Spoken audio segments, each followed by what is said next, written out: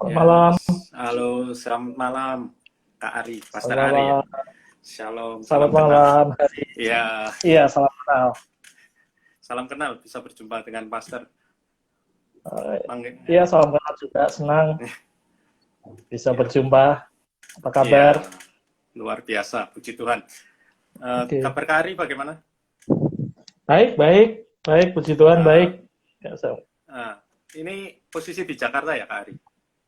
Betul. Tadi Surabaya kan? Iya, lagi di Surabaya Surabaya. juga. Iya. Bagaimana keadaannya di Jakarta? Ya, so far, kalau saya sendiri, kita tetap WFH, tapi Iya, Jakarta sendiri dalam beberapa waktu terakhir ini kan memang belum melandai ya. iya, Jadi ya kita menyesuaikan lah dengan situasi yang ada. iya, iya, Ya, supaya nggak melanggar protokol pemerintah juga gitu. iya, Karena memang ya seharusnya kita yang jadi contoh ya. Jadi iya, contoh betul. pertama yang kemudian menunjukkan bahwa kita bisa menjalankan atau mengikuti protokol kesehatan dengan baik. Yes. Iya, iya. Ya, kalau boleh tahu, Kak Ya, Ari kerja apa? Nggak apa? kenapa? Full time di gereja atau ada bisnis lain? Saya pada dasarnya kalau secara pastoral, saya kalau status ketenaga kerjaannya adalah part-time. Iya, Tapi kalau status hatinya full time, iya. saat ini kalau di dalam pelayanan saya adalah salah satu small groups pastor di JPCC. Wow, Saya juga secara bersamaan adalah prinsipal dari Relevant Leadership Academy. wow, wow, wow. Luar Kalau biasa. di luar itu saya menulis ya, buku yang saya tulis judulnya Strength, Integrity, Purpose. Ya, Ya, dan saya malam juga ini kita akan bahas ya, integritinya. ya, Ya, ya. ya, ya. Nah, ini masih online juga ya ibadahnya? Online. Online. Jadi memang sekarang semua strategi justru kita arahkan supaya kita bisa memberdayakan krisis ini dengan baik ya. Ya, Jadi bagaimana kita justru bisa mengambil keuntungan atau mengambil benefit dari krisis yang terjadi gitu. yes, Ya. yes. Karena Oke. menurut saya sendiri sih ini personal ya, tapi menurut saya sendiri karena saya sangat sangat concern ya dengan dunia pendidikan. Menurut Ya, saya memang ya kedepannya model pendidikan harus online ya. ya, ya, ya. Nah, yang bisa jadi semua pengajaran satu arah sih mestinya online aja gitu. Nah, cuma kalau untuk pertemuannya, kalau memang harus melakukan pertemuannya lebih sifatnya fasilitasi atau mentoring. Itu sebenarnya yang jauh lebih efektif. Ya. Oh. Nah, Kalau pengajaran ketika satu arah, ya, ya ketika kenapa? on, Ketika apa? ketika online gini kan banyak masalah juga ya, banyak kendala juga ya yang dihadapi. Seperti Ya kendala pasti ya, internet atau pasti ya. pasti. Tapi cara berpikirnya menurut saya mesti karena gini, begitu ada kendala atau tantangan kita jadi berpikir kan, bagaimana Ya, cara betul. mengatasinya gitu. Betul. Jadi yang membedakan sebenarnya adalah respon kita. Kalau di dalam tantangan itu respon kita kemudian, aduh ini susah nih, ada kendala ini, kendala itu, enak ya, mendingan kayak yang dulu aja. Nah itu yang pasti, udah pasti kita nggak bisa maju. Kita nggak bisa menghasilkan. Nah, stucknya atau mandeknya inovasi itu biasanya dimulai dari situ. Ketika mindsetnya lebih ke mindset, ya ini susah sih, mendingan yang dulu aja. Nah kalau udah bilang Ya. yang dulu aja, berarti kita sudah nggak bisa inovasi gitu. Nah kalau kita bisa inovasi, berarti kita sudah berhenti untuk memimpin atau Ya. mengendalikan keadaan. Maka kita yang kemudian dikendalikan keadaan. Makanya tadi saya Ya. bilang lebih baik kita berpikir bagaimana memberdayakan krisis ini. Dan jangan sampai strategi yang kemudian kita ubah, ya kan? Kita kan Ya. mengarahkan pemikiran, mengarahkan hati, mengarahkan ide, mengarahkan biaya bahkan gitu ya untuk Ya. menyesuaikan diri atau menyesuaikan atau beradaptasi melalui strategi yang baru kan. Nah jangan sampai berpikir bahwa strategi ini sifatnya hanya temporary gitu. Ya. Itu sia-sia banget gitu ya nggak? Ya. Buat Ya, apa betul, betul. kita kita berpikir habis-habisan, kita menginvestasikan pemikiran, tenaga, bahkan biaya untuk kemudian merancang strategi yang baru supaya kita bisa beradaptasi dengan realita pada saat ini. Terus ketika kemudian pandemi sudah lewat, kita kemudian meninggalkan semua strategi ini dan kemudian kita kembali ke strategi yang lama. Ini menurut saya sih, menurut saya nggak worth it gitu. Menurut saya ngapain gitu. Itu. Jadi lebih baik kita berpikir ke depan gitu. Lebih baik berpikir bagaimana kita bisa memberdayakan krisis ini, bukan hanya menunggu sampai krisis ini berlalu, apalagi meratapinya, tapi berpikir ke depan. Inovasi apa yang bisa kita lakukan? Karena ini nggak datang, kita kan nggak ada yang berharap ini datang 2 kali kan?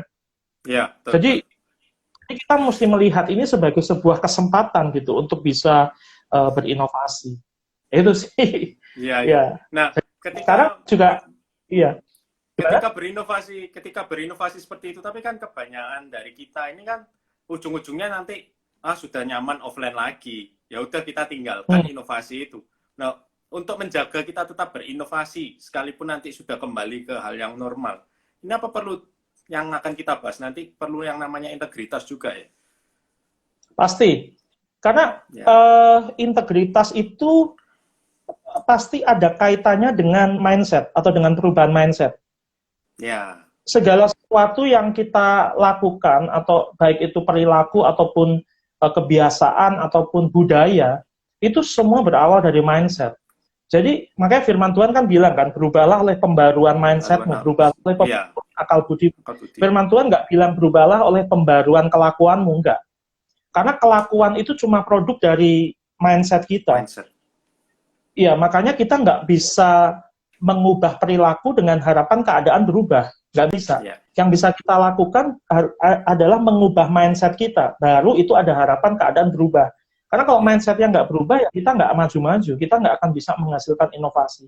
Jadi yang pertama, supaya nggak balik lagi ke masa lalu, ya mindsetnya mesti berubah. Itu dulu yang pertama. Dan pasti ada kaitannya dengan integritas. Integritas itu kan salah satu yang kita lakukan, itu adalah sesuai dengan apa yang kita katakan, apa yang kita katakan sesuai dengan apa yang kita pikirkan. Makanya, kalau mindset kita atau cara berpikir kita dengan kata-kata kita dan dengan perilaku kita nggak sama, ya nggak berintegritas gitu kan. Nah, ini kan berarti sebelum adanya integritas ini kan harus mengubah mindset dulu. Betul. Ya, apa yang harus kita lakukan kan selama ini kalau sudah di bawah alam bawah sadar kita ini sudah terpaku hal-hal yang kebiasaan-kebiasaan lama, kan pastinya untuk mengubah mindset ini kan terasa sulit ya, Kak.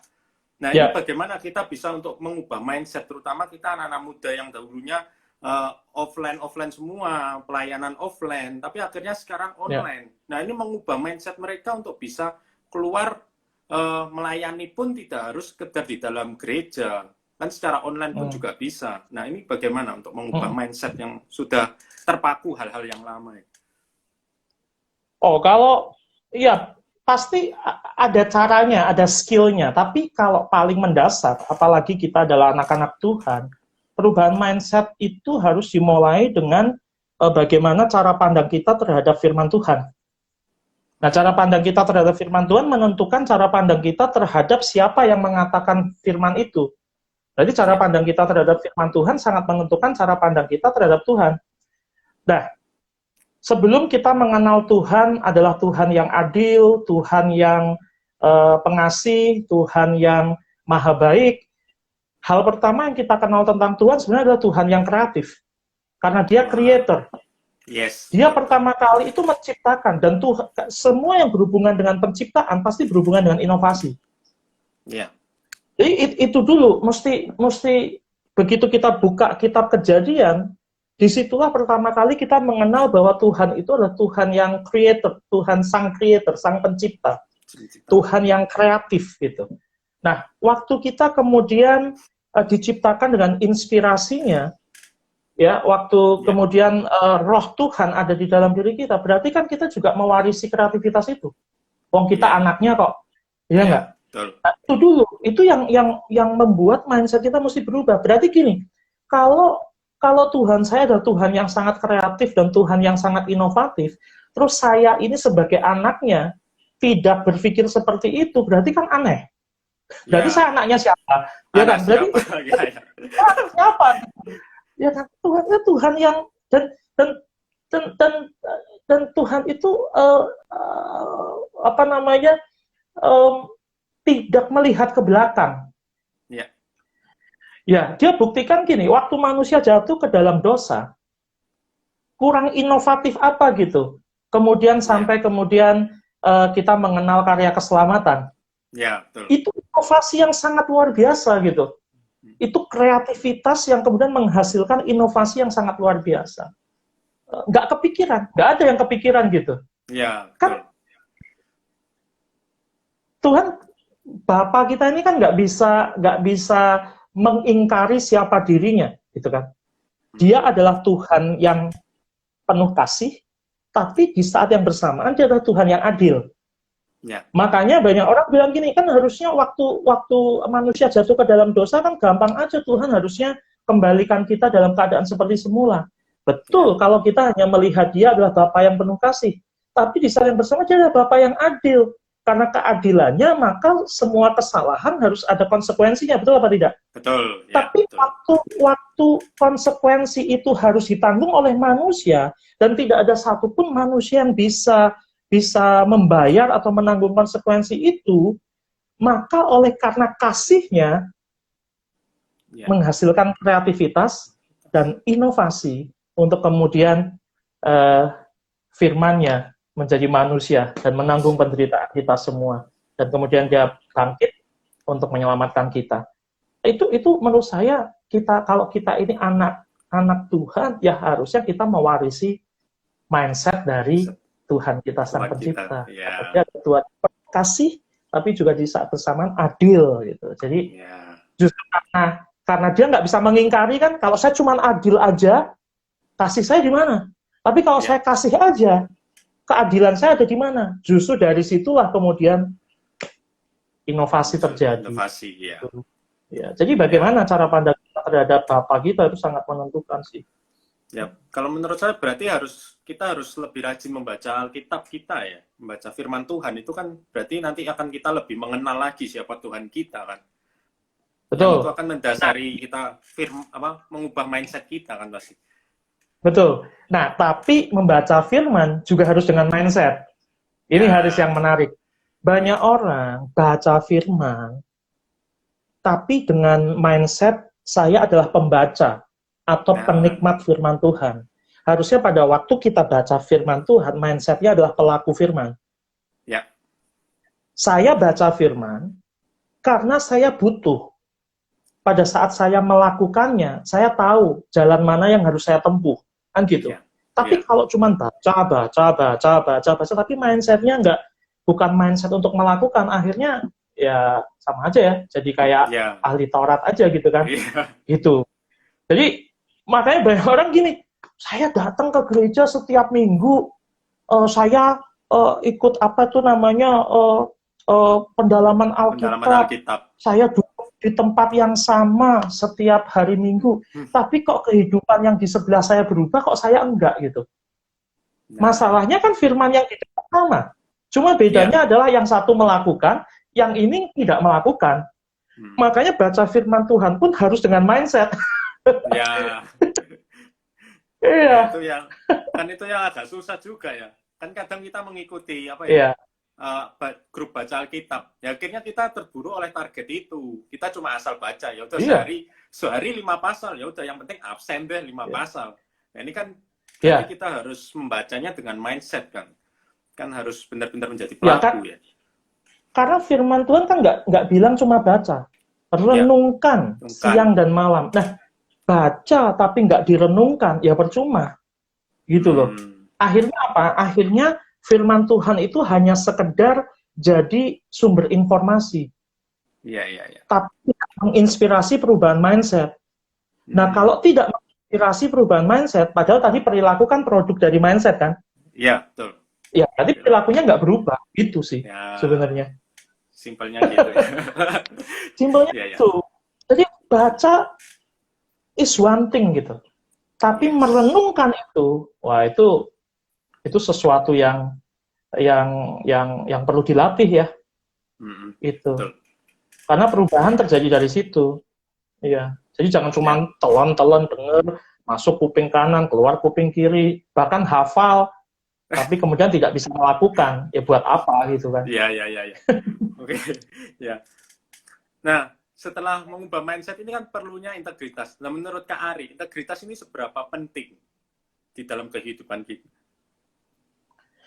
Integritas itu fondasi ya. Makanya kalau di buku saya Strength, Integrity, and Purpose itu saya gambarnya itu segitiga, sebelah kiri strength, sebelah kanan purpose yang mau dicapai, tapi dasarnya itu fondasinya adalah integritas. Nah, integritas itu sebetulnya kalau kita, nah ini makanya gunanya merenungkan, nggak cuma baca ya. Integritas itu sebetulnya waktu saya cari bahasa aslinya sebenarnya berasal dari kata integer, integer gitu. Nah, integer itu artinya adalah bilangan bulat, bilangan bulat, ya. Nah, disinonimkan dengan apa? Sinonimnya adalah undivided. Bilangan bulat itu bilangan yang undivided, bilangan yang nggak bisa dibagi. Nggak bisa dipecah. Jadi integritas itu mengandung arti keutuhan. Nggak bisa dipecah. Makanya tadi keselarasan pikiran, mindset, perkataan, hati. Karena mindset sebetulnya adalah bicara soal mental ya. Berarti ada pikiran, hati. Itu mindset itu pikiran dan hati. Jadi keselarasan pikiran, hati, perkataan, dan perbuatan yang disebut dengan integritas. Nah, kalau seseorang berintegritas, dampaknya apa? Dampaknya adalah gini, dia bisa mengendalikan dirinya baik saat keadaan sedang ideal menurut dia, pada saat dia sedang di atas, ataupun pada saat keadaan sedang tidak ideal menurut dia. Nah, itu namanya integritas. Makanya orang baru bisa teruji integritasnya sebetulnya bukan hanya pada saat dia lagi sengsara, tapi juga atau menderita, tapi juga pada saat dia sedang ada di posisi atas, pada saat dia ada di puncak. Karena integritas itu ada dasar, fondasinya. Tidak ada gunanya semua talenta kita, semua strength kita, bahkan kita mengerti tujuan kita, tapi kalau kemudian kita tidak melakukannya dengan integritas, percuma. Karena integritas itu levelnya itu sudah di perilaku. Integritas itu hanya bisa dilihat melalui bukti perilaku kita, gitu loh. Ya. Berarti dasar kita harus kuat dulu ya. Integritas kita harus kuat dulu supaya hidup kita ini benar-benar bisa menghasilkan buah itu tadi ya. Ya, makanya kalau dasarnya nggak kuat, waktu dia lagi di atas, ditiup angin, itu juga. Tapi waktu dia lagi di bawah, kalau dasarnya nggak kuat, ya tenggelam. Iya. Itu. Makanya di dalam situasi krisis seperti ini adalah saat sebetulnya juga menguji integritas kita. Baik yang kita tidak terlalu terdampak ya, misalnya, tapi juga kita yang sudah juga secara langsung mengalami dampak dari krisis atau pandemi ini. Nah, ini saatnya kemudian kita menguji integritas kita. Apakah kita memilih untuk tenggelam? Apakah kita memilih untuk sembarangan? Ya tadi kalau yang posisinya di atas tuh maksud saya yang gini. Ya, ini sorry ya, soalnya ini secara personal saya juga agak-agak gimana gitu. Yang saya maksud tadi posisi di atas itu adalah yang suka ngomong gini, itu mah krisis pandemi apa? Kalau kita itu mestinya beriman, jangan takut. Ini bukan masalah takut, karena iman dan hikmat itu harus jalan bersamaan. Ya, betul. Kalau iman tanpa hikmat itu jadinya nekat. Ya. Nah, kalau nekat yang dirugikan siapa? Ya, mungkin diri kita nggak rugi karena kita sehat. Tapi orang tua kita, orang di sekitar kita, ya berarti kan egois kalau kayak gitu. Alasannya beriman, maksudnya beriman, tapi ternyata egois, membahayakan orang lain. Karena apa? Iman tanpa hikmat. Nah, tapi kalau berhikmat tanpa beriman, ya juga akhirnya mengandalkan kekuatan sendiri, kan gitu. Ya, betul. Tapi di masa-masa tertentu, kadang hikmat lebih penting daripada iman. Ya. Bisa Ya. Mas saya. Paham. Bukan berarti iman nggak penting, iman itu penting, itu dasar dari segala sesuatunya kan. Tapi ketika keyakinan itu kemudian tidak diikuti dengan dibarengin dengan hikmat, ya akhirnya jadi nekat gitu loh. Nah kalau nekat, kan banyak orang. Ya. Dan bahkan menggunakan, saya beriman bahwa keadaan akan kembali seperti semula. Itu nggak inovatif. Itu nggak inovatif. Harusnya saya beriman bahwa keadaan tidak akan pernah sama lagi, tidak akan pernah seperti semula, tapi pasti jauh lebih baik. Itu namanya iman. Itu kalau saya beriman keadaan kembali seperti semula, ya nggak inovatif namanya. Berarti ingin enaknya sendiri ya. Berarti orangnya kan yang orangnya males lah, maksudnya beriman tapi kembali ke hal-hal yang lama, dia ya udah sudah zona nyaman kan berarti. Iya. Nah, itu saya suka dengan kata zona nyaman. Karena di dalam zona nyaman tidak pernah ada pertumbuhan. Ya. Betul. Tidak pernah terjadi pertumbuhan. Ya, seperti Petrus itu kan, kalau dia nggak melangkah keluar dari perahu, kan nggak bisa mengalami perjumpaan secara pribadi berjalan di atas air kan. Betul. Kalau kita nggak keluar dari perahu zona nyaman kita nggak akan berkembang kan, seperti itu pastinya. Betul. Ya. Betul. Nah, saya tertarik tadi, ada iman, ada integritas. Sebenarnya ada hubungan nggak iman dan integritas ini nanti? Ya tentu pasti ada hubungan. Karena iman adalah dasar ya. Tadi saya sebut juga integritas adalah dasar dari apa namanya, dari kehidupan kita. Kan dikatakan bahwa iman tanpa perbuatan itu mati atau sia-sia. Iman tanpa perbuatan itu mati, iman tanpa perbuatan itu sia-sia. Jadi iman kita itu dibuktikan dari apa? Dari perbuatan kita. Nah, waktu perbuatan kita sama seperti iman kita, itu namanya integritas. Karena undivided tadi kan. Apa yang ada di hatimu, apa yang ada di pikiranmu, ya itu yang ada di dalam perkataan dan tindakanmu, itu namanya integritas. Tapi kalau yang dipikirkan sama yang diomongin, sama yang dilakukan beda, ya itu namanya pencitraan mungkin ya. Iya. Iya nggak? Iya. Nah, tapi kan seringkali kita sulit ya menjalankan integritas ini kan sulit ya. Terutama kita berada di zona yang seperti di pekerjaan. Zona kita pasti zona abu-abu.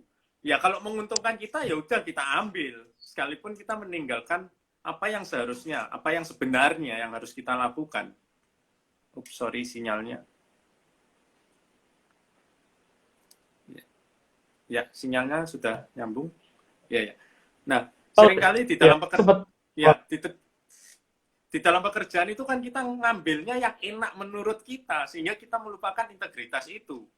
Nah ini menurut Kak Ari ini gimana? Kalau kita di dalam pekerjaan, tetapi kita sering mengambil zona yang nyaman itu, zona yang enak bagi kita, tetapi kita juga sebagai pelayan Tuhan, kita sebagai anak Tuhan juga. Ya, ya itu tadi, yang paling gampang sebenarnya adalah gini. Saya tuh berharap ya bahwa anak-anak Tuhan itu nggak jago kandang gitu. Ya. Maksud saya jago kandang apa? Wah, waktu melayani di gereja, ini luar biasa. Berapi-api ya. Berapi-api, tapi waktu di kampus, kuliah, ataupun di pekerjaan, apa yang dihasilkan nggak inovatif, nggak excellent. Ya, itu namanya nggak berintegritas. Karena integritas itu kan kita juga adalah pribadi yang sama dimanapun kita berada, ya kan? Nah jangan ya itu. Kalau menurut saya, kalau saya ditanya, buktikan di pelayanan dulu atau di pekerjaan dulu. Saya bisa bilang, walaupun saya pendeta, saya bilang buktikan di pekerjaan dulu. Kalau di pekerjaanmu kamu nggak bisa menunjukkan bahwa antusias, menghasilkan pekerjaan yang baik, disiplin, ya mending nggak usah melayani dulu, gitu loh. Di pekerjaan dulu, karena kamu ditempatkan di marketplace, kamu ditempatkan di kamu nggak iya, sebagian besar waktu mereka ini adalah di marketplace. Bukan di gereja. Kan di gereja pelayan itu bisa dihitung jamnya. Jadi kalau saya dibilang buktikannya di mana, di pekerjaan dulu, di real, maksudnya di tempat sekarang kamu berada dulu gitu loh. Ya kan, jangan kemudian menggunakan pelayanan sebagai pelarian untuk sesuatu yang kemudian kita tidak bisa lakukan di pekerjaan kita. Nah, itu kan namanya nggak berintegritas, itu namanya pencitraan gitu. Iya kan?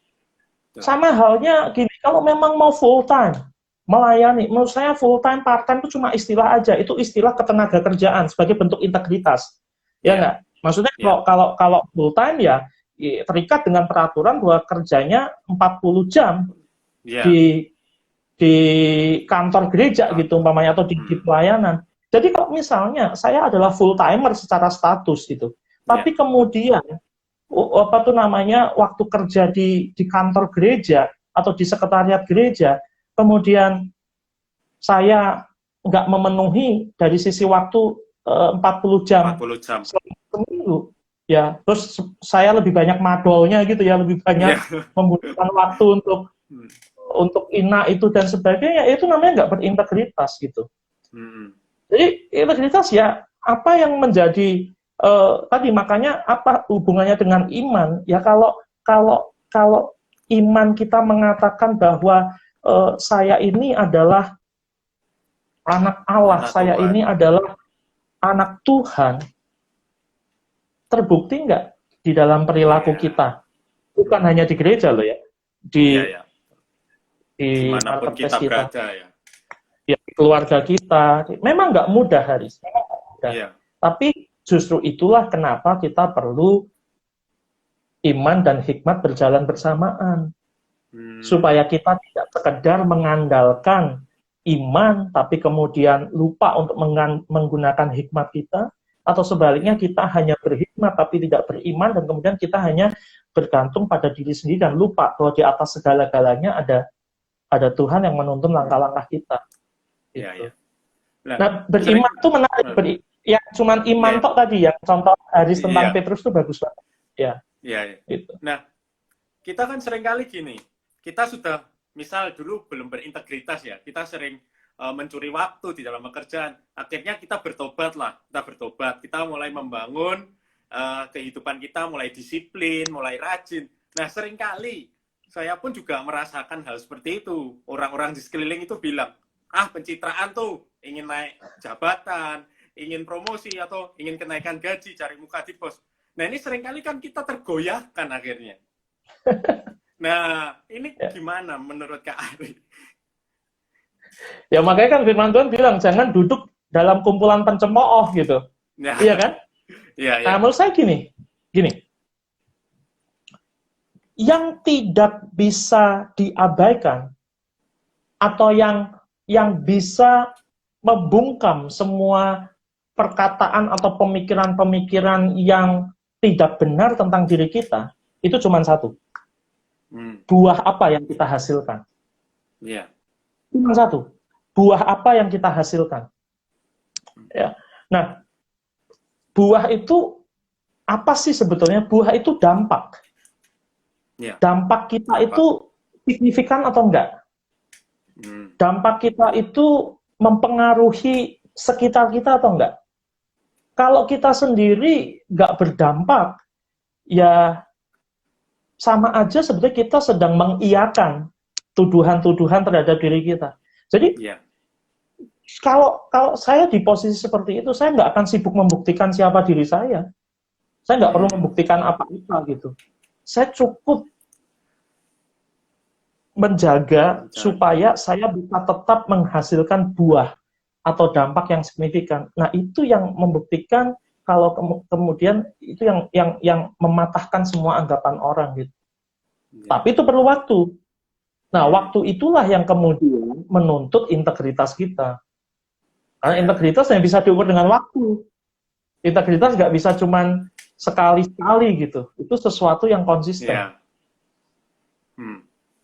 Ya, ya. Iya. Nah, dampak itu kan impact ya. Kita memberikan impact. Betul. Orang yang berintegritas ini memikirkan impact atau income. Orang yang berintegritas. Nah, orang yang berintegritas, berarti kan tadi beriman dan berhikmat, betul nggak? Iya, iya.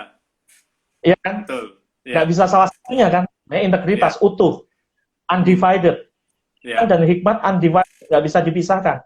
Berarti orang yang berintegritas adalah orang yang punya iman sekaligus hikmat secara bersamaan. Nah, berarti kan orang yang beriman dan berhikmat sekaligus mikirin apa? Impact atau income gitu. Oke? Iya. Dua-duanya. Tapi urutannya. Karena impact dan income itu bicara sebab akibat. Makanya kalau beriman tok gitu ya, dalam tanda kutip ya, cuma beriman, akhirnya gini, pokoknya impact terus, nggak mikirin income, padahal kamu punya keluarga, misalnya seperti itu. Ya, keluarganya kan? Makan apa jadi? Keluarganya makan apa? Makan batu? Enggak, gitu. Tapi kalau cuma berhikmat, tidak beriman, akhirnya mikirin, wah pokoknya apa yang saya lakukan harus income terus gitu. Akhirnya impact-nya nggak terjadi. Nah makanya integritas itu iman dan hikmat jalan bersamaan, dan itu yang kemudian menyebabkan orang mana yang mesti dicapai, impact atau income? Ya dua-duanya. Tapi yang mana dulu? Karena ini bicara soal sebab akibat. Nah, waktu bicara soal sebab akibat, pertanyaan saya, income itu sebab atau akibat? Ya kan? Ya. Kalau income adalah sebab kita melakukan sesuatu, maka kemudian apapun yang kita lakukan adalah demi income. Ya. Boro-boro kita mikirin impact. Betul apa tidak? Betul. Oke. Nah, tapi kalau kita berpikir bahwa income itu adalah akibat, kita tetap memandang penting loh income itu, ya kan? Ya. Tapi kalau kita memandang itu sebagai akibat, pertanyaan saya adalah kalau yang namanya akibat perlu dikejar atau tidak? Tidak. Karena kalau akibat dikejar, itu lama-lama kita gila. Ya, betul. Maksud saya gini, akibat itu kan sesuatu atau konsekuensi logis yang terjadi karena kita melakukan sebab tertentu. Betul apa enggak? Betul. Iya kan?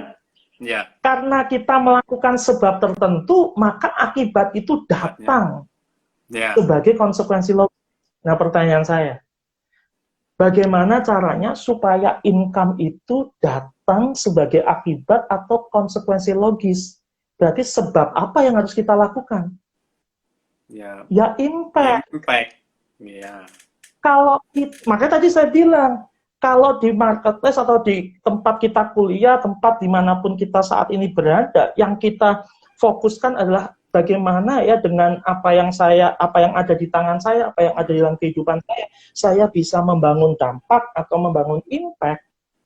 Tinggal tunggu waktunya, income itu mengikuti kemanapun kita menghasilkan impact itu. Jadi impact adalah sebabnya, tapi income akan ikut. Berarti gini, kalau impact-nya makin besar, income-nya makin besar nggak? Makin besar. Itu aja. Nah ini prinsip yang sangat penting gitu. Antara income dan impact itu dua hal yang sama-sama penting.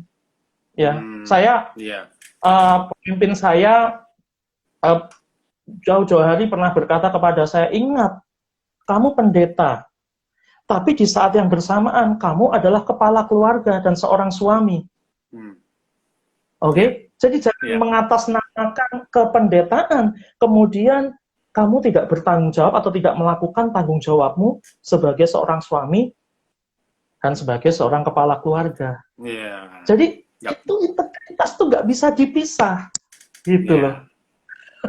Memang kayaknya gampang ya ngomongnya ya. Iya, ngomongnya gampang, lakuinnya susah. Ngomong lakuinnya susah. Tapi karena gini, apakah Tuhan pernah menjanjikan bahwa jalan yang kita lalui akan sedemikian mudahnya? Enggak. Kenapa jalannya nggak mudah? Supaya kita tidak sekedar mengandalkan diri kita sendiri. supaya kita tahu siapa yang menyertai kita di dalam perjalanan itu, dan tanpa dia kita ini nggak bisa jadi apa-apa gitu. Ya, betul. Iya kan? Jadi makanya kalau tadi alasannya, aduh krisis susah nih, harus adaptasi ini, adaptasi itu, berarti kita nggak beriman. Ya, cuma Berarti pakai logika aja. Iya, kita nggak tahu siapa yang menyertai kita gitu loh. Ya. Makanya saya setiap kali mau apa tuh bahasa Surabayanya keperucut gitu ya. Keperucut ngomong, oh iya kan ngomong apa namanya susah. Saya biasanya sebenarnya jangan ngomong susah dulu. Jangan ngomong susah dulu. Iya. Kalaupun ngomong susah bilang gini, betul, realitanya memang susah. Tapi aku tahu ada jalan keluar, ada solusi yang menyertai aku kemanapun aku pergi. Gitu loh. Iya. Nah ini kan tadi kan memang sulit ya melakukan. Nah pernah nggak pengalaman Kak Ari melakukan sesuatu yang menurut Kak Ari ini kan sulit, integritas ini. Pernah nggak pengalaman yang benar-benar terkesan dari Kak Ari untuk ketika mulai membangun suatu integritas yang kuat sampai saat ini? Oh pernah. Jadi saya itu sampai sekarang saya masih karena itu sesuatu yang saya sangat passionate ya, masih tetap ngajar atau coaching di beberapa company gitu ya, walaupun sudah sangat jarang gitu. Nah tapi dulu waktu saya masih sering melakukan itu, saya punya prinsip, dan itu saya bersyukur. Jadi ini belum, maksud saya gini, saya nggak berkata bahwa ini prinsip, jadi ini norma saya. Saya tidak berkata ini sesuatu yang absolut ya. Artinya apa? Saya tidak berkata bahwa yang tidak sependapat dengan saya itu berarti salah, tidak. Jadi pendapat lain nggak salah, tapi ini saya gitu. Itu norma saya. Jadi saya itu benci banget sama rokok. Jadi sejak saya sebelum bertobat pun, saya tuh nggak ngerokok. Bukan karena rokok adalah dosa, tubuhmu adalah bait Allah. Bukan karena itu. Cuma saya benci banget sama rokok. Karena buat saya ini kayak bakar terus buang, terus nggak ada impact positifnya buat saya. Itu kan udah ngabisin duit, terus mempertaruhkan kesehatan saya juga, terus ganggu orang di sekitar saya. Jadi saya benci banget gitu. Ini mohon maaf ya buat yang itu makanya saya bilang norma dan absolutisme. Nah, sehingga dengan demikian saya punya prinsip ini. Kalau mendapat tawaran ngajar di company, saya nggak mau kalau company itu adalah perusahaan rokok. Nah, ada nggak ini pikirannya terus bilang gini, oh tapi kan bayarannya bagus, income-nya keren gitu. Oh iya, nama itu manusiawi, betul nggak? Selain itu bilang juga, loh tapi kan kalau bukan kamu yang masuk ke sana, terus yang ngajarin mereka menjadi atau calon-calon pemimpin mereka jadi lebih baik siapa gitu? Kan mendingan kamu. Maka pikiran itu muncul juga. Cuman saya bilang gini,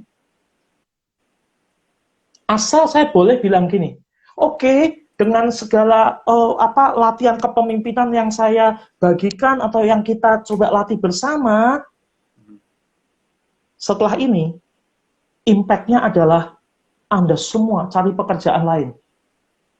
Nah, kalau saya boleh melakukan itu, ya saya lakukan. Tapi kan nggak mungkin. Iya kan? Nggak mungkin. Itu namanya juga nggak berintegritas. Yang bayar saya siapa, kemudian saya justru ya. Jadi itu yang saya lakukan. Jadi sampai detik ini saya memang tidak menerima. Pernah ada tawaran, menggiurkan sih, ya kan? Tapi ya saya kembali pada integritas saya. Kan lucu ya, saya nggak suka, tapi karena uangnya saya ambil. Nah, itu kan namanya nggak berintegritas. Iya. Gitu. Nah, kalau yang lain, betul. Kalau yang lain yang tidak pendapat dengan saya, nggak apa-apa. Saya juga nggak bilang itu salah. Itu kan saya gitu. Ya. Nah, berarti gitu. Menurut saya harus ada komitmen juga ya, yang terdapat dalam unsur kita mempertahankan integritas itu kan. Kan berarti Kak Ari ini berkomitmen nggak akan selamanya untuk melatih coaching klinik di perusahaan rokok kan berarti harus berkomitmen sungguh-sungguh kan. Ada unsur seperti itu Betul. ya menurut saya. Iya. Iya. Ya, tanpa komitmen ya nggak bisa ya. Iya. Tapi itu nggak gampang, Haris. Makanya saya ini ngomong begini ini bukan karena saya sudah melewati itu gitu ya. Jadi saya bisa ngomong seperti ini gitu. Tapi juga sekaligus memberikan semangat buat teman-teman yang semua yang menyaksikan ini bahwa itu bukan sesuatu yang tidak mungkin kok. Kita bisa. Mulai dari hal yang kecil aja. Ya, hal yang kecil misalnya contohnya gini, buat yang bekerja gitu umpamanya, ya kan? Nah, kan kita punya keleluasaan misalnya menggunakan hal kecil aja, printer gitu umpamanya, printer untuk di kantor ya, untuk pekerjaan. Nah, terus karena kita punya akses, kebetulan kita ada urusan pribadi nih, terus kita pakai printernya kantor, nggak ngomong, nggak izin, kan cuma selembar 2 lembar nggak izin. Nah, berintegritas apa enggak? Enggak berintegritas. Ya, sorry. Sinyalnya muter. Iya, sinyalnya udah kembali. Saya nggak tahu di saya. Ya itu, makanya kalau menggunakan itu walaupun cuma selembar 2 lembar, tapi nggak izin. Ya, itu ya, maksudnya latihan integritas itu dari kayak gitu aja gitu. Ya. Terus wah kamu sok ini ya sok suci ya, loh ini sok suci atau enggak itu tergantung motif kok. Ya. Iya kan? Betul. Ya. Misalnya kena tilang di jalan raya, ya kan? Ya. Ya itu gimana? Mau kasih atau ikut sidang? Ya zaman dulu. Sebelum sekarang ini kan sudah pakai slip biru ya, sudah bisa bayar di bank, sidang tanpa dihadiri gitu ya, itu lebih memudahkan. Zaman dulu waktu harus 2 minggu kemudian harus hadir di sidang, ya saya bela-belain datang, walaupun konsekuensinya ngantri seharian saya habis waktu, ya itu sesuatu yang harus saya terima konsekuensinya gitu. Kalau mau gampang bisa nggak bisa. Tapi kalau saya sekali lakukan itu, ya saya sudah mulai mempertaruhkan integritas dan saya kemudian membawa orang lain kepada kesempatan atau peluang untuk tidak berintegritas. Jadi dosanya saya double dong gitu. Iya. Berarti memberikan teladan yang jelek ya kalau nggak ikuti integritas itu. Iya. Nah, ini Kak Ari, kalau semisal ada pemimpin ini kan seringkali memerintah kita, mengatur kita, tapi ketika apa yang diomongkan pemimpin kita ini tidak sesuai dengan yang ia lakukan, kita ini sebagai bawahan, apa yang harus kita lakukan? Supaya untuk mengingatkan mereka untuk kembali ke jalan integritas itu tadi. Kan dia pemimpin, dia teladan kita. Nah, itu. Nah, ini mesti balik dengan pertanyaan dulu. Pertanyaannya adalah, kita selama ini membangun hubungan nggak dengan pemimpin kita itu? Kalau kita membangun hubungan, ngomongnya lebih enak. Karena ada trust di situ. Walaupun ini sebuah upaya mengkritisi atau memberikan umpan balik, tetapi bukan berarti karena saya benci sama kamu secara personal. Saya tidak menyerang kamu secara personal. Saya menyerang pemikiran kamu. Itu. Ya, karena kita punya hubungan, enak gitu. Nah, tapi susahnya kalau nggak punya hubungan. Sebelumnya nggak pernah bangun hubungan. Ya, mengkritik jadi sebuah persoalan. Nah, tapi seandainya kita tidak punya hubungan, ada nggak cara untuk melakukan dengan lebih baik? Bisa. Tuliskan email, tuliskan sesuatu yang sopan ya, kalau di sosial media ya direct message ya, tuliskan dengan sopan gitu ya. Jangan terus posting di Instafeed atau di story terus ngomongin pemimpin itu namanya kita berintegritas. Ngomong langsung sama orangnya dengan cara yang baik, dengan cara yang sopan. Itu. Nah, makanya saya selalu menghimbau di dalam kepemimpinan, kalau kita ini ada otoritas di atas kita, upayakan kita bangun hubungan gitu loh.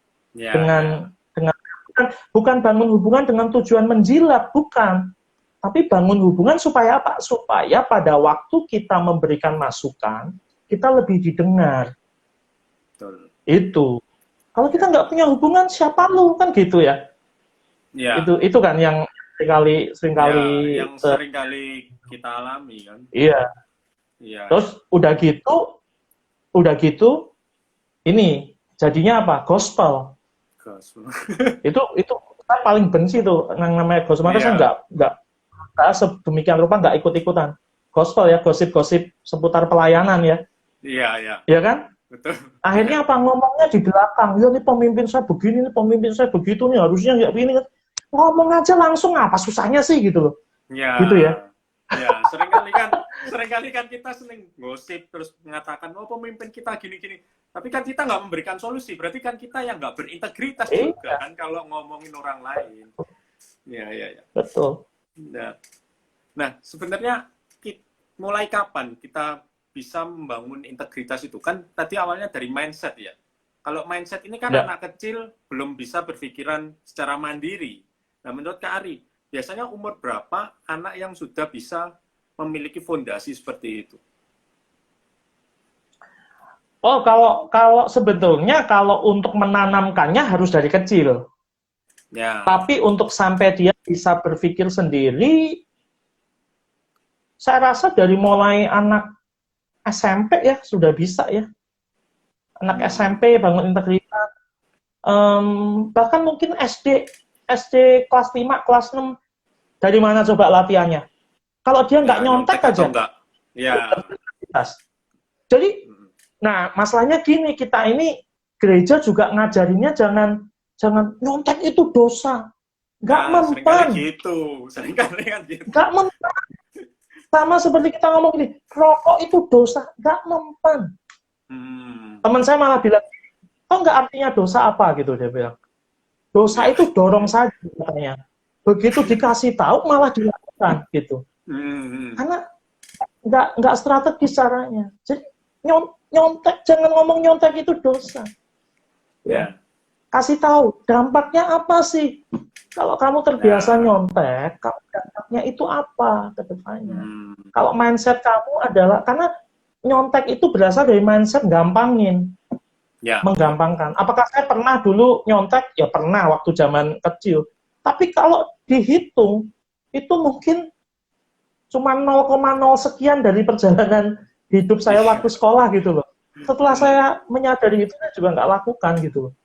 Gitu loh. Jadi mindset menggampangkan itu yang sebenarnya berbahaya. Sama sekarang kan tadi saya bilang Jakarta ini belum melandai, karena ya bisa jadi ada orang-orang tertentu yang menggampangkan ini gitu loh. Nggak mentaati protokol kesehatan, jangan ngumpul, harus physical distancing, nggak ditaati, gampangin. Itu. Jadi saya pikir dari sejak kecil sih sudah bisa diajar gitu. Berarti ada faktor orang tua kan, harus benar-benar bisa mengajarkan sesuatu yang benar-benar membuat anaknya akhirnya menjadi kebiasaan seperti itu kan. Tentu. Nah, makanya tadi saya bilang, nih pas banget nih, anak saya ini kan online ya, maksudnya dengan situasi seperti ini kan sekolahnya online.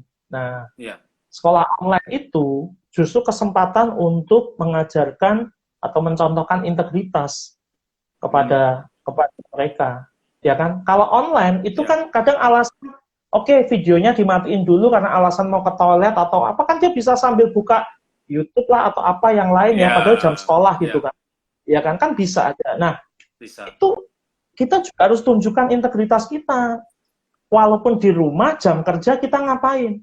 Kalau di rumah jam kerja kita tidur-tiduran, kita nyantai ya, anak kita ya kayak gitu. Gua aja disuruh sekolah, bapak gua aja jam kerja tidur-tidur kan. Ya itu, itu ya makanya kesempatan untuk memberdayakan krisis gitu loh. Betul. Kesempatan untuk memberdayakan ini menjadi langkah yang baik untuk kita mulai mengajarkan dan mencontohkan integritas. Salah satu integritas itu ya disiplin. Kedisiplinan itu dasar yang sangat penting ya. Nah, seringkali kan gini, Kak Ari, kita ngambil jadwal pelayanan, kita akhirnya diberi tanggung jawab yang lebih di dalam pelayanan. Nah, jadwal itu semakin hari semakin padat bagi kita, mungkin yang singer atau apa latihan tiap hari, akhirnya kewalahan membagi waktu untuk keluarga, untuk pekerjaan, nah untuk pelayan. Nah, ini bagaimana kita sebagai anak Tuhan bisa memiliki integritas di dalam pelayanan, pekerjaan, dan keluarga di jalan yang bersamaan. Oke. Ada tools yang sangat sederhana tapi sangat powerful. Yes. Ya, toolsnya namanya Google Calendar. Ya, jadi tulis di situ jadwal-jadwal harian tuh ngapain. Nah, nanti kalau misalnya udah seharian, latihan nyanyi, terus habis itu meeting ini, latihan ini, urusannya gereja semua. Padahal dia punya tanggung jawab untuk misalnya harus menyelesaikan deadline ya di dalam pekerjaannya, dan kemudian nggak selesai, berarti nggak berintegritas. Nah, makanya itu aplikasi yang sangat sederhana itu yang namanya Google Calendar itu dipakai. Ya, supaya isinya itu jelas gitu, mau ngapain. Dan memang harus ada yang putih. Maksud saya apa? Harus ada yang kosong. Kalau nggak ada yang kosong, berarti memang kita itu nggak ngatur sedemikian rupa dan akhirnya jadi gitu ya, numpuk-numpuk semuanya gitu. Nggak punya margin untuk yang tadi ya, gitu. Nah, saya juga latihan melakukan itu. Nah, tapi kan kita seringkali susah juga ya, ketika online ini kan kadang waktunya molor, kan biasalah Indonesia jamnya karet kan. Nah, akhirnya kan kita misal meeting 1, meeting 2, meeting 3, akhirnya molor. Nah, ini apa bisa menyebabkan kita dinilai orang lain ini nggak berintegritas karena kita telat dengan jadwal meeting yang hampir bersamaan itu. Cuma selisih 10 menit, selisih 5 menit, seperti itu. Nah, makanya kalau ngatur schedule juga jangan mepet-mepet. Harus ada margin. Bukan gini, saya juga schedule saya seringkali juga mepet. Maksudnya apa? Maksudnya misalnya nih habis jam 8 ya, setelah ini ada lagi. Tapi make sure sebelum jam 8 atau tepat jam 8 itu sudah selesai. Makanya disiplin pertama itu adalah waktu. Dan saya bersyukur tertanam di gereja yang dari sejak awal gembala sidang saya itu sangat disiplin dengan waktu. Ya, ibadah mulai tepat waktu. Nah, mau yang datang baru 1, 2, tetap mulai aja. Supaya selesai juga tepat waktu. Ya, dan sampai hari ini kalau saya dikasih waktu untuk ngajar atau bicara, waktu yang dikasih berapa? Ya sekian, ya harus gunakan sekian. Jangan dikasih waktu 5 menit terus jadi 15 menit gitu loh. Terus alasannya adalah Roh Kudus mengalir. Ya, tapi Roh Kudus itu roh yang tertib loh gitu loh. Iya, disiplin. Nah, saya paling nggak suka dengan orang bilang bahwa kita itu punya budaya jam karet. Itu saya tulis di buku saya juga. Karena menurut saya itu bukan budaya kita. Tapi kenapa ada orang bicara seperti itu? Karena melihat kelakuan kita ini gitu loh. Nah, cilakanya kalau kemudian yang dia lihat itu di pelayanan dan di gereja. Nah, bahaya itu. Akhirnya balik lagi. Lah kita ini menghasilkan impact atau enggak gitu loh. Iya kan? Iya, betul. Menurut saya waktu adalah dasar dari disiplin yang paling sederhana. Itu paling sederhana. Ya jadi jangan ngenteng 5 menit. Makanya biasa kalau janji itu makanya kalau saya begitu waktu Haris kasih tahu saya bilang bisa, saya langsung masukin di Google Calendar saya. Jadi tanpa diingatkan pun sudah ada notifikasi, saya pasti nggak akan bikin yang lain gitu. Itu sesuatu yang saya tapi ada juga saya tahu bahwa ada narasumber atau pembicara yang harus diingatkan berulang kali, deket waktunya diingat lagi, kurangnya diingat lagi. Karena apa? Karena kita khawatir kan, dia ini nanti tiba-tiba muncul gitu. Saya salah langsung masukkan ke Google Calendar saya gitu. Makanya tadi itu ada aplikasi yang membantu sekali gitu. Nah, yang terakhir Kak Ari, ketika kita sudah berintegritas, pesan-pesan Kak Ari untuk kita bisa mempertahankan integritas itu apa? Dan juga pesan-pesan bagi yang mulai membangun integritas, terutama untuk generasi muda ini. Ya, ini kerangka sederhana ya, rumus sederhana yang saya juga terus belajar untuk lakukan. Namanya B2. Bukan B2 itu ya, bukan yang enak banget itu, bukan. B2 itu yang pertama be yourself. Integritas itu dimulai dari ketika kita be yourself. Be yourself apa artinya? Menjadi diri sendiri apa adanya. Tapi apa adanya itu bukan seadanya. Itu beda ya. Antara apa adanya dengan seadanya. Nah, supaya apa adanya nggak jadi seadanya, setelah be yourself, secara bersamaan adalah build yourself.